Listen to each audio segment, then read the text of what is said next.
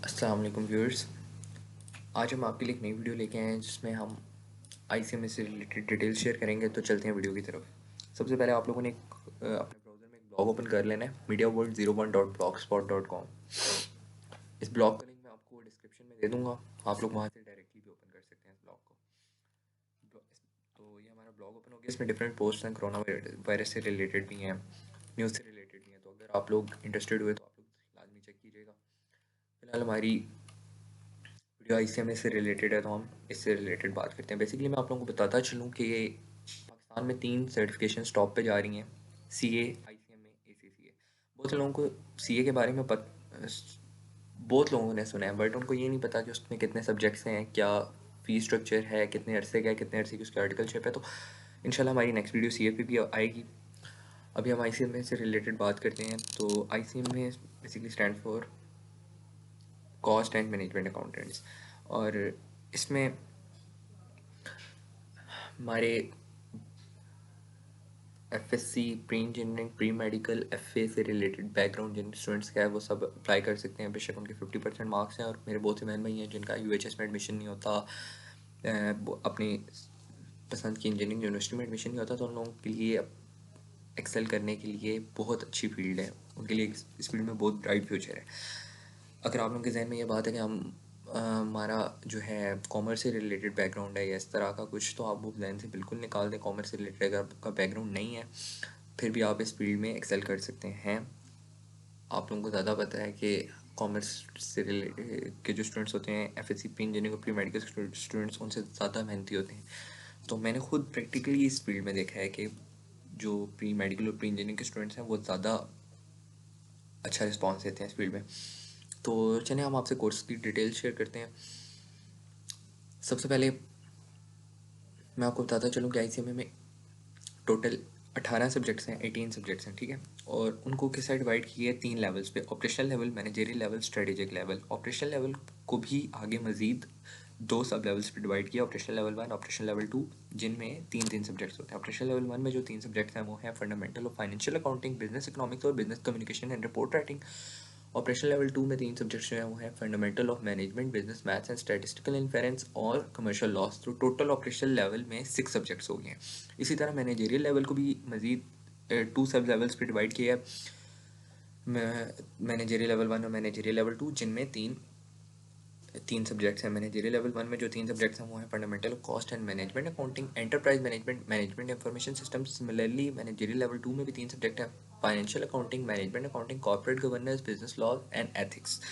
इसी तरह strategic level में भी जो है मज़ीद 2 सब लेवल्स हैं, जिन स्ट्रेटेजिक लेवल 1, स्ट्रेटेजिक लेवल 2, जिनको मज़ीद डिवाइड किया है 3-3 सब्जेक्ट्स में। स्ट्रेटेजिक लेवल 1 में जो 3 सब्जेक्ट हैं वो है advance financial accounting and corporate reporting, audit and insurance और बिजनेस टैक्सेशन। इसी तरह स्ट्रेटेजिक लेवल 2 पे जो 3 सब्जेक्ट हैं वो है strategic management accounting, strategic financial management और स्ट्रेटेजिक मैनेजमेंट, ठीक है। अब मैं आपको बताता चलूँ कि कंप्यूटर बेस्ड और रिटर्न कंप्यूटर बेस्ड एग्जामिनेशन में आपके जो है ना पहले 9 सब्जेक्ट्स हैं, ऑपरेशनल लेवल पूरा और मैनेजरियल लेवल 1 के जो 3 सब्जेक्ट्स हैं ये आपके कंप्यूटर बेस्ड एग्जामिनेशन में आ जाते हैं। और अदर जो 9 सब्जेक्ट्स हैं, मैनेजरियल लेवल 2 और स्ट्रेटेजिक लेवल पूरा, ये रिटर्न बेस्ड में आ जाते हैं।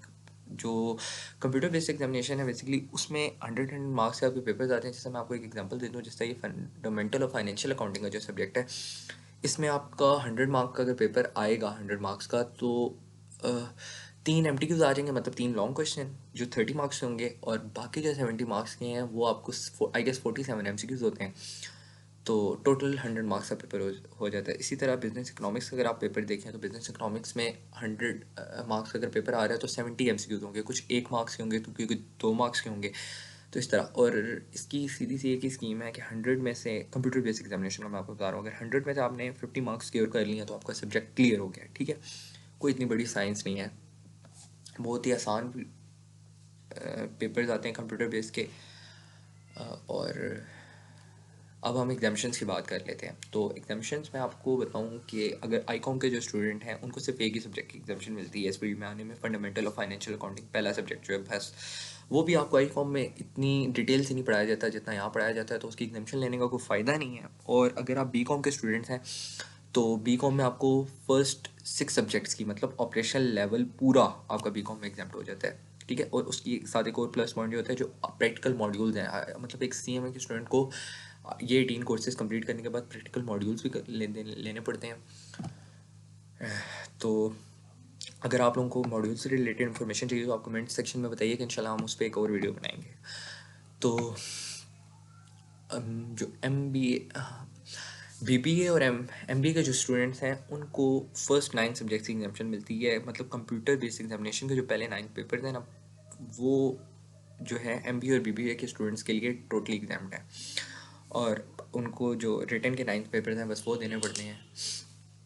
और अब हम फ़ी स्ट्रक्चर की बात करें अगर, तो फ़ी स्ट्रक्चर को भी हमने लेवल वाइज डिवाइड किया है, मतलब ऑपरेशन लेवल मैंने आपको जैसा बताया, operation level 1, operation level 2, managerial level 1, managerial level 2, strategic level 1, strategic level 2, इन सब में 3-3 पेपर्स होते हैं। तो जो ऑपरेशन लेवल 1 है उसमें पर कोर्स की फी, मतलब एक सब्जेक्ट की फ़ी है 9500, टोटल 3 सब्जेक्ट्स हैं तो 3 सब्जेक्ट की फ़ी टोटल हो जाएगी 28500। सिमिलरली ऑपरेशन लेवल 2 में पर कोर्स की फ़ी है 10500, तो टोटल फ़ी हो जाएगी 34500। सिमिलरली मैनेजरियल लेवल में पर कोर्स की फ़ी है 14000, तो टोटल फ़ी हो जाएगी 42000। मैनेजरियल लेवल 2 में पर कोर्स की फ़ी है 14000, तो टोटल फ़ी ऑफ लेवल हो जाएगी 42000। स्ट्रेटेजिक लेवल में पर कोर्स की फ़ी है 15500, तो टोटल फ़ी हो जाएगी पर कोर्स की फुल कोर्स की 46500। इसी तरह स्ट्रेटेजिक लेवल में पर कोर्स की फ़ी है 15500, तो टोटल लेवल की फ़ी हो जाएगी 46500।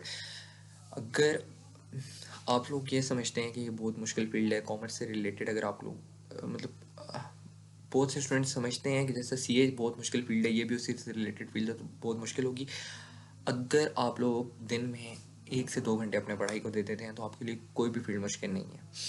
और इंशाल्लाह हम आपको नेक्स्ट वीडियो CA की भी अपलोड करेंगे जिसमें आपको CA से रिलेटेड सारी इन्फॉर्मेशन होगी, तो आप इन दोनों को कंपेयर करके देख लीजिएगा कि दोनों फील्ड्स में कितना डिफरेंस है। इसी के साथ मुझे दीजिए इजाज़त। अल्लाह हाफ़िज़।